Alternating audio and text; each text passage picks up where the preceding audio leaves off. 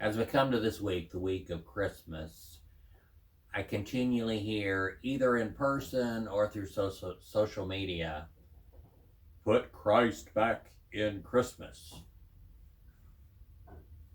Well, that's probably a good point. A lot of what we do at Christmas time has become so commercialized that the real reason or the purpose for celebrating Christmas has changed or morphed into something else. And so, as we look at this season, we need to remember to focus on that which is most important.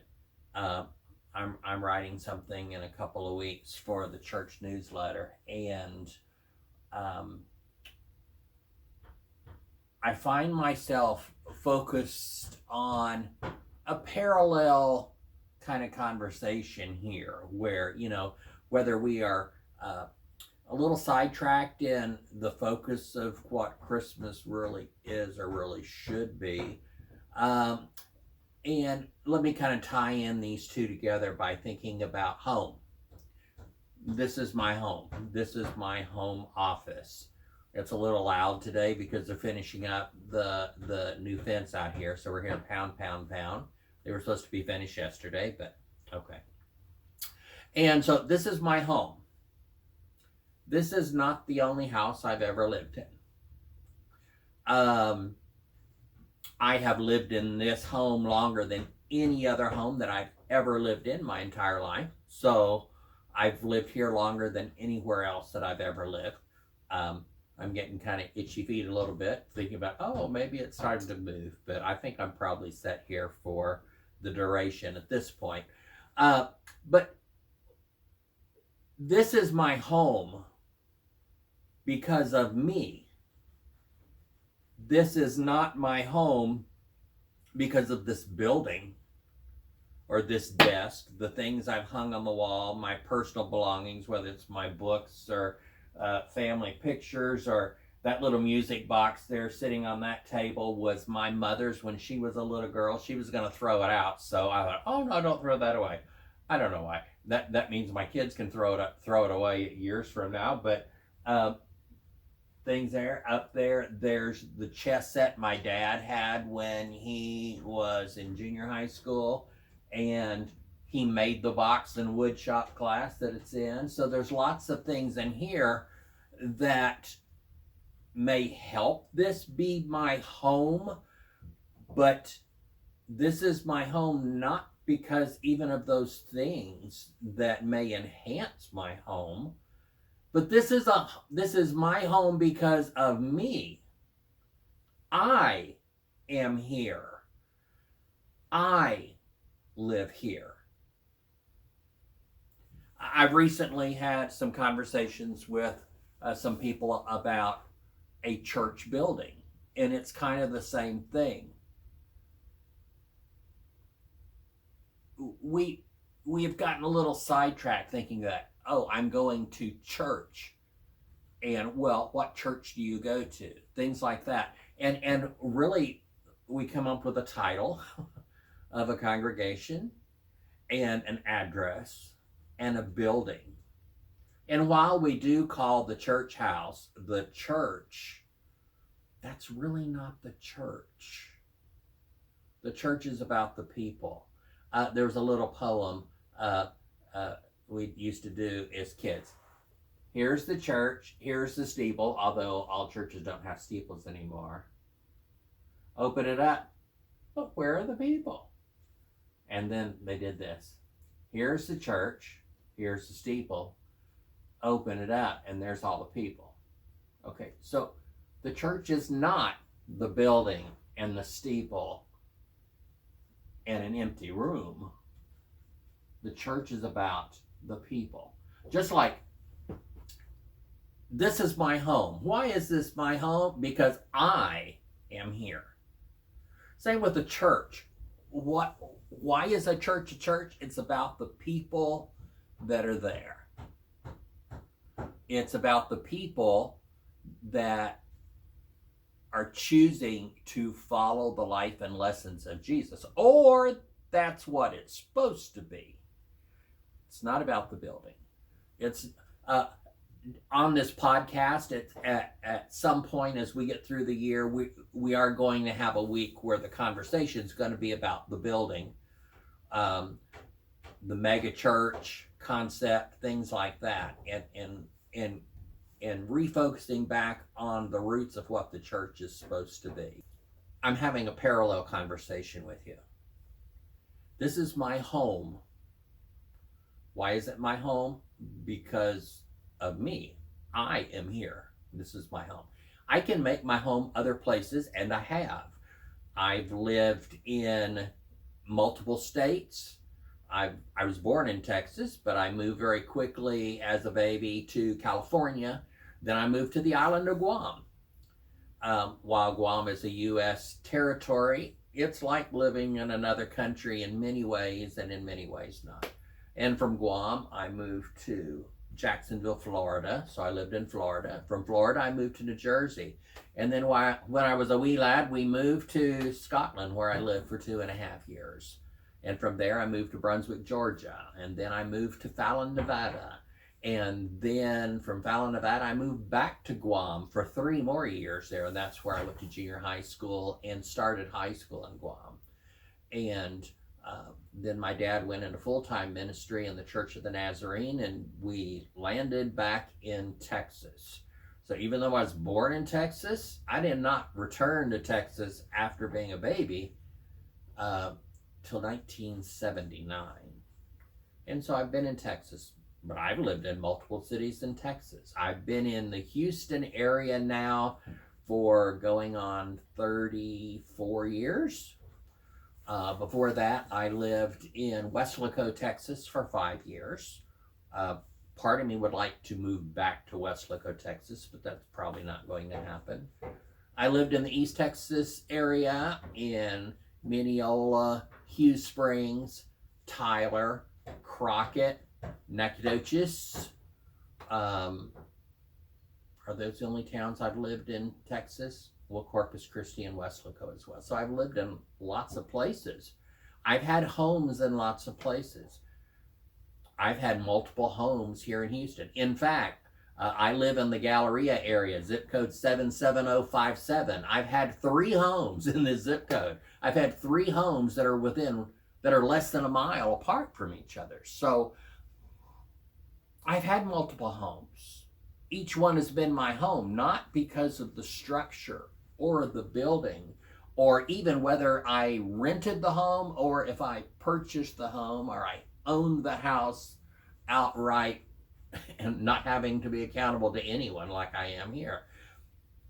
So why is it my home? It's my home because I am there. A church is a church because the people are there. I lead a senior adult ministry at a church in the Heights here in Houston as part of my personal ministry. And a couple times a year, we have a gathering out in the church parking lot around a fire pit with a fire go. We don't even need the building for us to be the church and come together. In fact, within that senior group, there's I think there's like 126 members of the senior adult ministry there with that church. We usually have anywhere from 5 or 6 people to 30 people in gatherings. Quite often when we have those gatherings, the people that attend that senior adult ministry of that particular church, sometimes more than half of the people in attendance do not go to that actual church. They're a part of that ministry. They're a part of that senior group. But quite often, those in attendance, half of them do not go to that church. We have people that attend that ministry who are members at other churches in Houston. We have some people that come to that group that are not members of any church and are not interested in having those kind of conversations. Interesting. So the church is about people. It's not about a building. So what's Christmas supposed to be about? Well, it's right there in the word. Christmas. Christ. Christ is the first part. Christ is referring to the man who came to earth, whose message was about teaching people about love. Saying, hey, you people got it wrong. They had God as this person with a checklist. Here's the things you're supposed to do. Check, you did it. Check, you did it. Check it. Here's this long list of things you better not do or God's going to be mad at you. So it's like when I used to teach lower elementary school. Okay, oh, you did good. You get a smiley face. Oh, not so good. You get a frowny face. No, that's not what it was about. And so it was a celebration of the birth of Jesus about 2,000 years ago, born about around 4 BC by the elements of the story, probably in spring. Did not happen in December. Jesus was not actually born on December 25th. That's the day we choose to celebrate. Same with Easter. You know, we celebrate the death and resurrection. You notice that day is chosen based on the full moon or something else. So that Easter is different every year. So we know that's not an actual day. It's a day of celebration or of remembrance. It's kind of hard celebrating the murder of Jesus by the church. So anyway, that's another podcast for another time when we talk about the murder of Jesus, as opposed to describing it as the sacrifice. It may have been an ex post facto sacrifice, but I posit that that's not what it's about. That's what it became about, but that was not. It was a murder. So we commemorate that murder, just like we commemorate the birth. So it's Christmas. So my concern is, especially with social media, is this big conversation of put Christ back in Christmas. And then I look at the people saying that, put Christ back in Christmas. When I see a big block of politicians saying that, who, I don't want to judge people, but I am observant and I see. When I see people who certainly don't seem to be following the life and lessons of Jesus, but they're proclaiming, put Christ back in Christmas. Why are they saying that? For political power, to gain votes. Get people to say, ooh, we got to vote for this person because they're a Christian. The evidence does not support that. Okay, so this podcast started with put Christ back in Christmas. If you break down the word Christmas, Christ is the beginning of that word. But you know what? If you break down the word Christian, the beginning of that word is Christ. So I say, let's not get hung up on putting Christ back in Christmas, which we probably should do a little bit, because just like we get focused on the church being a building and not the people, it's really the people. The building really is not essential. It matters a little bit, but it's not essential. Just like my home, this is my home because of me. Home. This is my home because I am here. When I go to a church, it is a church because the people are there. I have never gone to a church and made it my church because I went, oh, I just love this building. I love this chair. I just love sitting here and I love looking around the room. No. Every single time that I've chosen a church from my church home, it's been about the people. And when I'm part of a large church, it's about a group of people. Maybe not all the people, but there are a group of people that become the church to me. Okay, so just like in that parallel story, this is my home because I am here. I go to this church because these people are there. People that are Christian should be Christian because following the life and lessons of Jesus is there. Jesus lived and walked on earth. That's a fact. He taught lessons about loving people. In his Sermon on the Mount, he gets to the point where it says, well, you have heard, I tell you.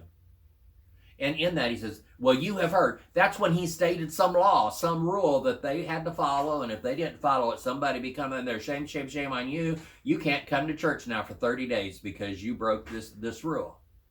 So he says, you have heard. But I tell you. And so in each of those situations, and you can go through them, I wrote a book once upon a time on the Beatitudes, Sermon on the Mount. One of my least successful books, actually. In fact, I wore an old t-shirt yesterday that I had made when that book came out. It was called A Deeper Calling. Anyway, it's out of print, so it's not available. But anyway, in that book, I went through that more deeply. But that's kind of where I am right now with that. You have heard. So here's the rules. Here's what the church, and I'm using the word church, even though at that time the temple, the Sadducees and Pharisees were not like the church and the preacher like what we have today. Well, sometimes it comes out that way. But here's the rules, what the church tells you. But let me clean that up for you, people. And so Jesus said, you have heard, don't do this. But I'm telling you that if you're doing that, what are your motives? And I'm telling you that there are motives down here that's the same, or motives that, or what's causing you to operate and do is actually much worse than that. Much worse. But it's not on the church list of what things you're not supposed to do. Or the church say, these are God's rules. Well, maybe they are, maybe they're not. So it said, so you're doing all this over here, and you're keeping all of these rules thinking you're good. But that's not necessarily right. And so Jesus was kind of clear in that you're missing the point. You're missing the point. In fact, when they asked him, well, what are the most important rules, the most important laws out of, and they came back to the 10 Commandments, which is like, do you really have to post on the wall the 10 Commandments? The one that says, thou shalt not murder. I don't think I have the 10 Commandments posted anywhere in my house, but I still know I'm not supposed to murder. And posting the 10 Commandments in every school is not going to teach people not to kill. There was another school shooting this week at a Christian school. And, I have to admit, my first thought was, I wonder if they have the 10 Commandments posted in every room of that school. Probably not. I'm not sure every church where people go that want to post the 10 Commandments in every school and every classroom have the 10 Commandments posted in their house or in their churches. I'm trying to remember if I've ever seen the 10 Commandments posted in a church, except in the case where there was a Sunday school class and lesson being taught about those. So, well, there was a Christian school with a shooter just within the last week. Did they have the 10 Commandments posted? Did they not know that you're not supposed to kill people? Well, whether they were posted or not, they know you're not supposed to kill people. So Jesus was telling the people, here you got all these rules. But you kind of know right and wrong over here. And so you're doing things that you know are wrong. They're not on the list, so you think you're okay. So, in several of the books that I've written, I've had people say, well, you just don't believe anything is sin. And I got challenged so many times when I taught and wrote about the inclusive love of God. People came right out and attacked me just because the word inclusive was in the book description or even on the cover. I got attacked from people who didn't even read the book that I wrote, but because it said knowing the inclusive love of God, knowing the inclusive love of God. Oh, you don't believe there's any sin, do whatever you want. No, I do believe there are right things and there are wrong things. I do. And in fact, I ended up writing a little book about 120 pages called Sin. And I started at the beginning. People have tried to hijack my conversations about the inclusive love of God because they want to talk about sin. Okay, let's talk about sin. So you're saying I say and believe stuff that's not, that I don't say and believe. So let me put it in print. So you say people can't hijack my conversations about the inclusive love of God and make statements about my beliefs about sin that are false. Now, because, okay, read my book on what I wrote about sin. Okay, so stop that. Two concepts. I can talk about tacos. I can talk about hamburgers. If I talk about hamburgers, does it mean that tacos no longer exist? If I'm talking about tacos, it doesn't mean that hamburgers no longer exist. I can talk about the inclusive love of God, or I can also talk about sin. I don't have to talk about tacos and hamburgers at the same time. I can have separate conversations, and the same with that. So the leaders of the church said, okay, they were accusing Jesus of saying, well, there are no rules then. And Jesus said, I never said that. And they said, well, just what exactly is the most important then out of these 10 commandments? So they go back to these 10 commandments that Moses wrote for his people, because these must have been some really stupid people. If they had to have a law that said thou shalt not kill for them to know they weren't supposed to murder people. However, they very quickly made loopholes to that law so that it was okay to murder some people. The same with, I mean, it's against the law to murder people, but we have loopholes where some murder is okay. I want to point out the scripture, James 1:26. And I still quote it from the Living Bible because when I was a kid, my mother made a poster of this and posted it on the wall in the dining room because my brother and I were arguing and fighting a whole lot right as we were moving from elementary to middle school age, to junior high age. And so she posted this, and at the time, you know, in the early 70s, you had the King James Bible. You had a few paraphrases like the Phillips, Good News for Modern Man, and then out came the Living Bible. And so basically then you use the Living Bible or the King James Version. That was pretty much all we had at that point. Personally, my favorite now is the New Revised Standard Version UE, RSV UE, which just came out in 2022-23. It's the latest translation of the revised updated edition, which has taken care of some inclusive language stuff and actually reversed some of the bad decisions that were made by Bible. They call themselves translators, but they paraphrased quite a bit actually in the early to middle 20th century. But anyway, sidetracking. So I still quote this from Living Bible because it was on the wall of our house for a long time. My mother didn't take the poster down when my brother and I had mastered not fighting. We fought and argued, I think, all the way till we were in our 20s. So I don't know, probably if we were living in the same town or had extended time together, we'd probably have some unhealthy arguments over stuff. We avoid lots of topics. Okay, So here's the scripture, James 1:26. I don't remember so I had to write it down so I know. I know lots of scriptures, but me telling you where they are, I can a lot of times tell you the book of the Bible, but sometimes I can't do that. But James 1:26 in the Living Bible says, anyone who says they are a Christian but doesn't control their sharp tongue is just fooling themselves, and their religion isn't worth much. I think in the Message, which is my current favorite paraphrase of the Bible, says that their spirituality is worthless.